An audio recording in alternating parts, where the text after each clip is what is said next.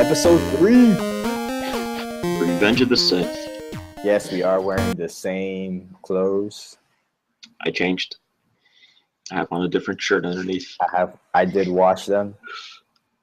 You know, technically you don't know because it just looks like a red shirt. Yeah, you have 3 of those. I literally have only 2 red shirts. Close. Which is not good. Everything is black for whatever reason. Yeah, that's generally how my wardrobe looks. Giselle gets pissed. You only wear black and gray. I'm like, yeah, those are only 2 colors that need to be worn on my body. As you can see. Oh man, so yeah, episode 3 of our Because Comics Club. What are we talking about today? We are talking about this book right here. If you can see it. Batman, Superman. No, Superman, Batman. Never Superman first. Well, Superman name is first. Ladies first, then. Superman, Batman, Supergirl. Supergirl. Which is a weird title because 3 names. when I was putting in the title, I'm like, how do I word this? I just wrote it how they had it on the book. You just type in the whole thing. It's like Superman, Batman, the one where Supergirl comes back into the story. Just explain the plot in the title. They might as well should have put Wonder Woman in the title as well. Nah. Because she was in it most of the book. Yeah. Wonder Woman, Wonder Woman. So yeah, a book written by Jeph Loeb. Who's the artist? Artist is Michael Turner, R.I.P. He died? Yeah, he's dead. Oh man, I just got blinded. Love his art though. Yeah, that's what I was gonna say. I'm like, his art is everyone is very chiseled. Oh, yeah. Like they were sculpted by Michelangelo himself. Like when you look at Superman, he has like that straight, like there's no one in this world that looks like that. Like it's just that straight, chiseled, square jaw, everything, perfect everybody, features. Yeah. It's like, damn. Supergirl is like her waist is this big. Like I can wrap my fingers around her waist. Perfect abs. I'm like this is like straight up 90s. Like, yeah. So I guess the first thing we can talk about is the art. Yeah. Man, this art is so good. Like, there's a lot. Like, if you flip to like this page right here, I don't know if you can see it. Like Batman coming out of the water. Yeah, that was a great. There's a lot of like a lot of money shots in this, especially as Superman. Like the scenes where he's like standing in the shadows, and all you see is the red eyes. Mm-hmm. Like, so good. Yeah, I'll probably continue reading the series for that one just because of the art. Nah, I think he only drew this. Just that one, not the issues before that. I'm pretty sure it was a different artist. I think he just did this one. And we'll see, because like the art, I just thought was fucking great. Yeah, the art on this is really good. Really good art. What do you think of the story? The story was good. I mean, I saw the original animated movie when it first came out, and then I read this book later, which was pretty much page for page the same thing. Did they change the ending though? Because I don't remember the ending. Like I feel like at the end of the animated series movie, Supergirl was still there, and her and Clark build the farm back together or something like that. That's what happened in the book. No, the Justice League builds the farm back together. Oh, okay. I think in the movie, like it's them two, and then like Ma and Pa Kent show up in the movie, and they're like, "You guys have to build our house back together." And I'm like, that is not how people react to situations like that. But they're probably just so used to it. They're like, God damn it, Clark, stop coming home. Rewatch the movie because I don't remember how the movie ended. Yeah, because I don't remember either, but that's how I feel it ended in the movie, but I'm not really sure. But I mean, essentially, it's the same ending, just with different characters rebuilding the house. Because it makes sense also because they don't have to pay for all those extra voice actors for the other heroes. Yeah. But I did like seeing the other heroes show up at the end. Yeah, that was nice touch. Martian Manhunter, Flash, and I don't know if we see Green Lantern, but he's mentioned. But give us a rundown. Give us a quick 2-sentence synopsis.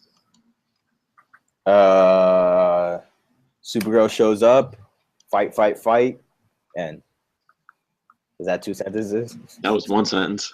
Okay, so it's pretty much about like they kind of tied it in with like the previous book with like the big meteor shower that happened. I don't know if you saw Public Enemies, the movie. I do, but I don't remember it. Okay, well, in Public Enemies, and I guess in Volume 1, I haven't read Volume 1, but there was like a big meteor shower that happened, and there was a whole thing that is going to affect Superman's powers and blah, blah. So anyways, in this book, they tied in the meteor shower with like Supergirl's spaceship arriving in Gotham City, and I guess Gotham Harbor or whatever that water I think it was called. So they go, they check out what's going on, they see the ship, and this is more than 2 sentences, but whatever. And it's pretty much her origin story after, was it Crisis when she died? Think so. Crisis on Infinite Earths? This is the post-Crisis introduction. I think that's what I read on like Comixology. Yeah. It's her post-crisis introduction. So after Crisis on Infinite Earth happened, this is her her introduction back into the DC Comics world. Yeah. Reading it, I really like the whole Batman Superman thought doubles. The dynamic between them. Yeah, like you just see like they really Batman know each other. There's history there. Oh yeah, but you just see it's like Batman has one way of thinking, like very Batman-ish, and then you have Superman's more like optimistic and trusting. He's like he wants us to go right, and then you see that their thoughts complement each other in the way that they're thinking, what they're thinking about, and then at some point they're like, oh, Clark is probably thinking this, and Clark is like, I'm thinking this, which is right, but Bruce is thinking this, and he is. And they're like kind of reading each other's thoughts and feelings and shit, which I thought was really cool. Yeah, that's one thing about the pre-New 52 stuff. There's like a lot of history there. You could tell the friendships exist. Yeah. Like they've existed for a long time. Like reading this story makes me want to read more of the old pre-52 stuff. Like the universe just seems so much bigger, but yet tied together. Yeah. With all the extra heroes and stuff that I don't even know if New 52 has them yet or not. Yeah, and a lot of times you'll have heroes, like random heroes show up in books. Right, like this one had Big Barda show up, which was like I don't think it was really her and Miss America are from Apocalypse, so yeah. She was in the movie too. There was this one scene that I don't know if they did it in the movie, but I noticed it this time around when I was reading it, where they're in Big Barda's house. And if I could find the page. They're in Big Barda's house, and like, all right, here it is right here. The last, the middle panel. Yeah. You can see the height difference between the two. Oh, yeah. And like, I guess he feels threatened by it, so he has to like fly up. Right. To like stare her down. I thought that was funny. Like she just has this nonchalant, just looking down at him. I thought that was a nice touch. That's something they didn't have to do, but it really added to the scene. And then the part where it's him and Wonder Woman at the door, and she turns around and Batman's just standing there. She's like, "What? How did you get in here?" And he knows where Mr. Miracle hides his stuff. He's just like, "I'm gonna need to borrow this." He's just poking through his shit. He's like, "I'm gonna take all of these." But I love that too. It's like she looks outside, like as Superman and Wonder Woman are at the door, and then like her neighbor, Barda's next door neighbor, just watering the lawn. No, she's watering the sidewalk. She wasn't even out on the lawn at that point. Yeah, I thought that was nice. That was real nice. There's another scene here. This picture right here is really badass of Superman. All you see is the fucking eyes glowing. Yeah. Like it felt like a really quick read too. It was 6 issues, if I'm not mistaken, and it felt like a really quick read. Yeah, it's not a lot of dialogue. Through Not a lot of inner monologue. I am happy they added this page at the end with the translations.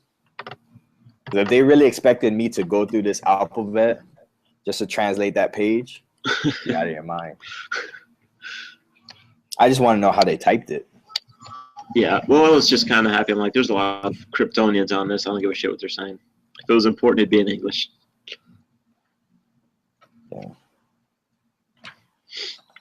But yeah, so any thought? One thing I did like, which makes sense, but then again, I also saw Superman's point of view. The part where the Wonder Woman came and to take her to Paradise Island. Like I thought that the way they went about it was wrong, but I thought that whole scene made sense though, because you have this, she's already a young adult, coming to Earth, she has all this power. She needs to learn how to, to keep it under control. So I mean, it would make sense for her to go to Paradise Island to train, but just the way how they went about it was just like the whole pretend to kidnap thing. It's like, come on. That's straight up Batman's thing. Like, he says that was his plan. It's to test her and see. And I'm like, because Clark wouldn't just let her go, I guess.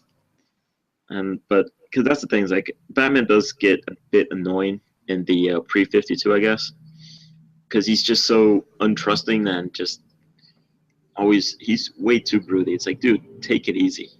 He did the same thing in when I was reading the Cassandra Cain Batgirl stuff, and like her and Superboy started like dating or whatever. He was just like being the fucking overprotective douchebag dad, and like he like tells Superman, he's like, I don't want your boy around her anymore. It's like, first of all, that's not even your daughter. It's like, you ain't my dad. You ain't my dad. It's like, yo, what the fuck is your problem, man? Yeah, like that's one thing that, like, I love Batman and shit and the way that he goes about doing things, but I felt that he gets a bit too much. Like in this book, you really see it. It's like, I understand the whole you gotta be wary of this new person, right, that claims to be another Kryptonian, and not just that, is a cousin, like a blood relative of yours. Like, what are the odds? After a certain point, it's like, all right, dude, it's no longer your business. Until for a while, it's like, let Clark handle this. You don't need to be creeping on him in the shadows wearing your Neo sunglasses at night, as you look way too creepy. Back hair. Yeah, you look way too creepy. Just, he's like against the wall with the glasses. I'm like, all right, man, take it easy. Superman already knew he was there too. In the inner dialogue, you see it too. She did too, because she mentions it. Kara does too. She mentions it. She's like, what? Like, your friend is following us or something. It's like, oh, I didn't even know that your X-ray vision kicked in yet. Or it was when, or like he mentions it, but I don't remember if it was that or when she tried looking under his mask. She tried to look under his mask, and she mentions the lead lined cowl. But yeah, there's another part, the ending where he takes Darkseid to like the edge of the universe and just leaves him there. Mm-hmm. I thought he was gonna throw him into the sun for a while. Yeah. He just leaves him at the edge of the universe. He's like, here, you could stay here with all the other warriors that failed. I was like, damn. That's cold. It's this book, and there was another book called Superman for Tomorrow. Like, that story arc is like some badass stuff. Isn't that the one that the other movie's based off of? Superman? Nah, there's no movie based on it. No? I thought it was like there's the Tomorrow People or something like that. Oh, okay, I know what you're talking about. No. That's not it. This is a different story. But in that one, I really like how Superman's written in that. Yeah, and the art is by Jim Lee, so of course you know that's good. Muscles on muscles on muscles. I mean, he's toned down now, but when he like I haven't read Hush yet, but I seen how he first drew Batman. Mm-hmm. Batman's arms is like, I'm like, yo, Batman's not supposed to be that big. He's just bench pressing cars, just it's like, what the hell? Like, his legs are like, it reminds me of Arkham Asylum. Like in the first Batman game, like when the parts where you have to like the air duct stuff off. Yeah. And like his leg is like this massive thing, and I'm just like, Jesus Christ. I mean, they used the Unreal Engine, so I guess they just used the graphics from Gears of War and just put Batman skin on it. It's like, yeah, why the fuck is he so big? Yeah, man, he doesn't skip leg day. Nah. But this series definitely makes me want to go back and read more of the old stuff. Like when you see all these big heroes show up, because at the end of it, like he defeats Darkseid and he's introducing her into the other heroes. Oh, and you see that big panel. Yeah, so you have everybody. You got like the Teen Titans, like Teen Titans, Society, like the Outsiders. The Block is hot. Yeah, this page right here. Man, I don't have the thing with me now, but what is it that the random chick says from the Outsiders? She just throws out like a random comment. Like, oh, if a nuke went off right now, Plastic Man would be the most powerful guy on Earth. That one? Yeah, it's like what? Just because he's not there. Like, I feel like that's the most random thing ever said. Like, that's something that I would say at the end of one of our videos. I guess maybe. Is it because he's an outsider and they just didn't put him in there for some reason? I don't know her character. I don't know who the character is, so maybe I don't know. I have no idea. Yeah, it was just I read it and I'm like, what the fuck? I'm like, all right, I'll take it. I guess because all of them are gathered in gathered together, and Plastic Man's not there. So if a nuke went off right there and they all died, again, I guess I don't know. The most random thing to say. I don't know. But yeah, like I definitely would like to read. I don't know, maybe we'll find some good Justice League books from back then, pre New 52, to tie into that. Not tie in, but just like from the era. So I really like it. Like the art looks good. The story's solid, but the characters actually know each other and have history and stuff. You see that they rely on each other. Like I'm in and out of the Justice League book for New 52, but you see it's a lot of them bickering with each other. Yeah. And the team is not that big yet like it is there. Yeah, that's why I like the pre-New 52 stuff a lot. Well, at least from the stuff that I've read. And also, it's good to read a book like that where a story arc isn't this enormous major crossover event. Yeah, if this happened now, it would be an event. Yeah, it'd be a year-long thing. There would be every book would tie into it, explaining their versions on Darkseid. The Wonder Woman would go into detail about the training of Kara. I really liked it. I really enjoyed it. I'll probably continue reading it, especially like if the art's still decent. I'll probably continue, especially because Jeph Loeb, the way that he wrote the Superman Batman stuff, I feel like there's a lot more of that within the series that I would like to see. I know later on they have a I don't know what issue it is, but they have I don't know if it's a full story arc or if it's just one issue where they have it's in the future. So you see like Batman Beyond and stuff like that, and like old Superman. I think it might be just a single issue of them doing that. That's cool. I would like to take a look at it, read some of that stuff, and like I still have to finish my Flash Jeph Johns series. I gotta get that third book. I still gotta finish Robin. I don't even know where I left off.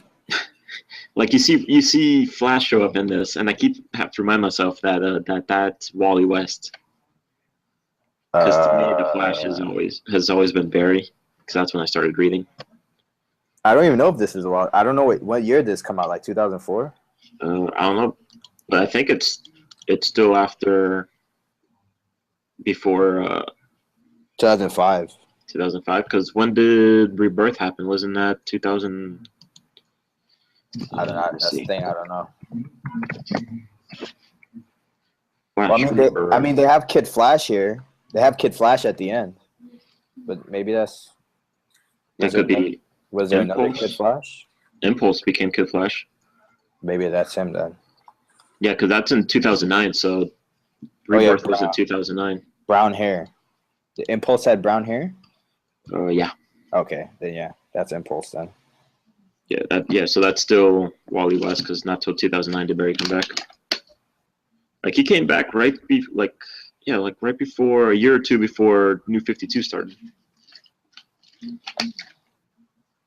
It's just funny that and I always say this, that the only characters that age are the sidekicks. Everyone else doesn't age. It'd be great if they stay sidekick and they just age to the point where they pass their mentor. Yeah, like Robin started off young, Kid Flash started off young, and then everyone grows up and gets older, but the main heroes still look the same. Still gotta be in them 30s.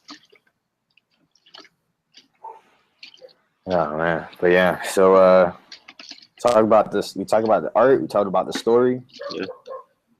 I would recommend it to people, honestly. It's a very easy book to pick up and read. Like, you need no knowledge besides who the characters are, I guess, the main characters.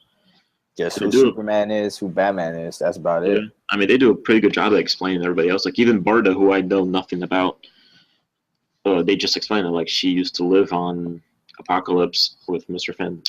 Miracle, whatever his name is.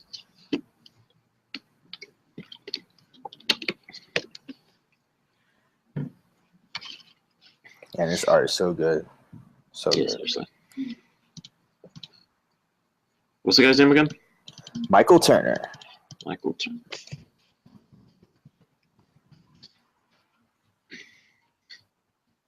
Any final thoughts on this? 2 thumbs up. 2 thumbs up and 3 world thumb situation. I don't know. That fell apart. I don't know where you started. I didn't even know where anything happened in that. But yeah, definitely a good book to read. And again, very quick and easy. Yeah. You might want to brush up on your Kryptonian. But now you got a guide, so now you can do that. Yeah. Add it to your list of languages, buddy. I don't know how to speak it, so it doesn't really matter. Yeah, well, it's like Latin. It's like Latin. It's a dead language. It's just to read. Start writing in code. Oh man. But yeah, so any final thoughts? On this? In general. You mean my parting words of wisdom? Yeah. Don't go to Apocalypse.